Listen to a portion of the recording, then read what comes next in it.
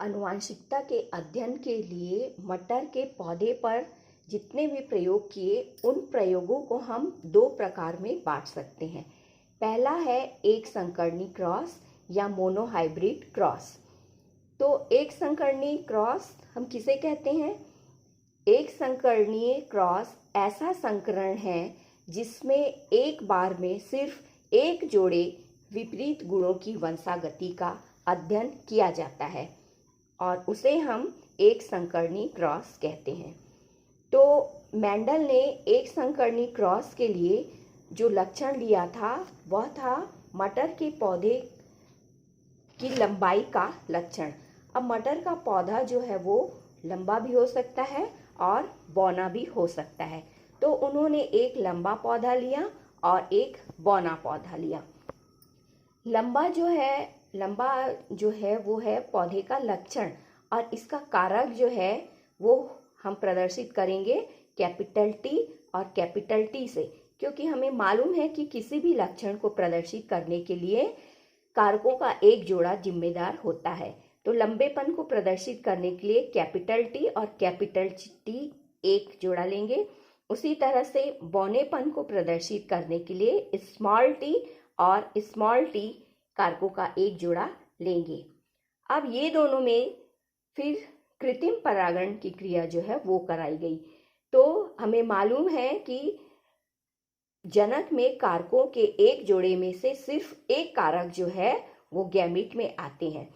तो लंबे पौधे में से एक कैपिटल टी जो है वो युग्मक में जाएगा, उसी तरह बौने पौधे में से एक स्मॉल टी जो है वो युग्मक में जाएगा और फिर ये दोनों जो है मिलेंगे, फर्टिलाइजेशन की क्रिया होगी तो हमें फिर एक नया पौधा जो है वो प्राप्त होगा।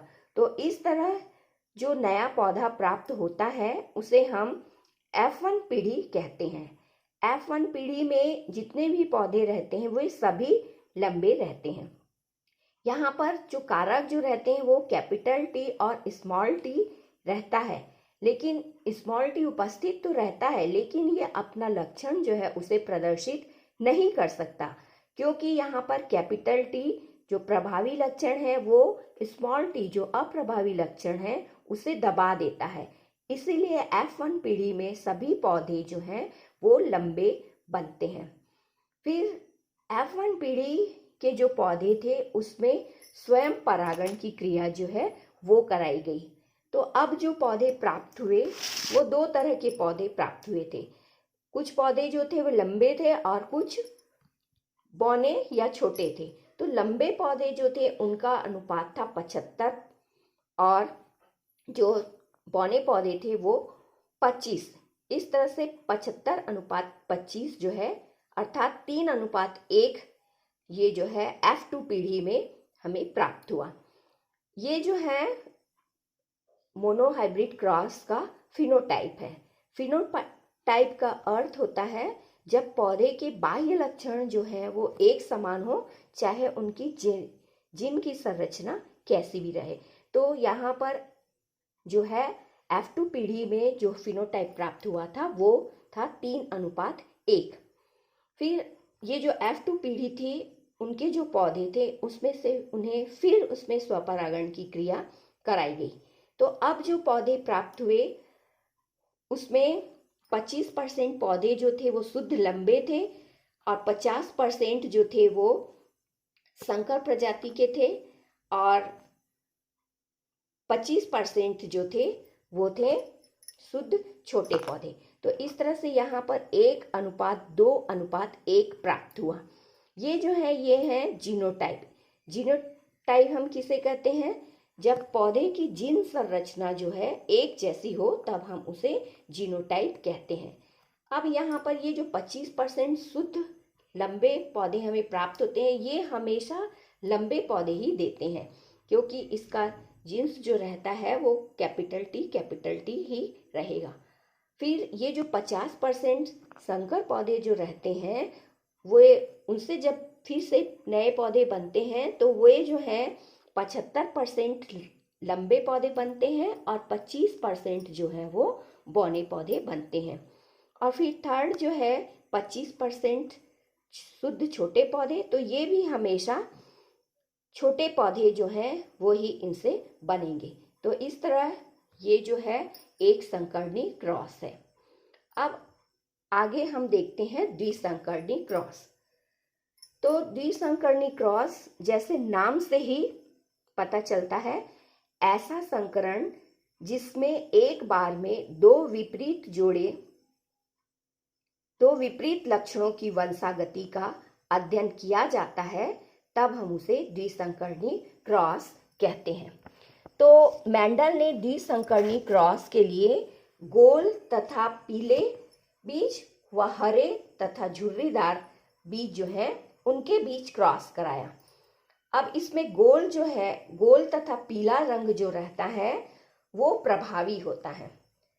अब ये दोनों पौधे को हम, मतलब जो गोल और पीला है उसे हम कैपिटल आर, इस कैपिटल वाई और कैपिटल वाई तथा स्मॉल आर और स्मॉल वाई से प्रदर्शित करते हैं।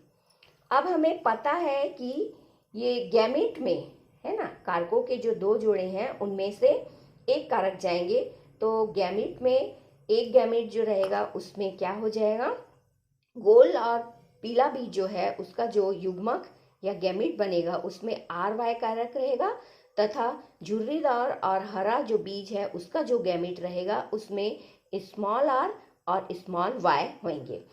और अब ये जो है पौधे जो हैं इनके बीच जब कृत्रिम परागण कराया गया तो इससे जो बीज उत्पन्न हुए है ना, मतलब इससे जो भी पौधे प्राप्त हुए उसमें वो सभी पौधे से जो फिर जो बीज बने तो वो सभी बीज जो थे वो गोल और पीले रंग के बीज बने थे।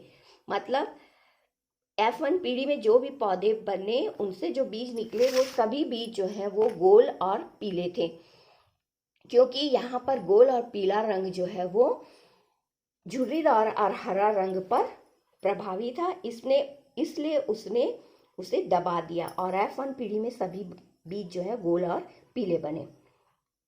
फिर इसके पश्चात F1 पीढ़ी जो है उसमें स्वयं परागण की क्रिया जो है वो कराई गई, तो फिर हमें F2 पीढ़ी जो है वो प्राप्त हुई।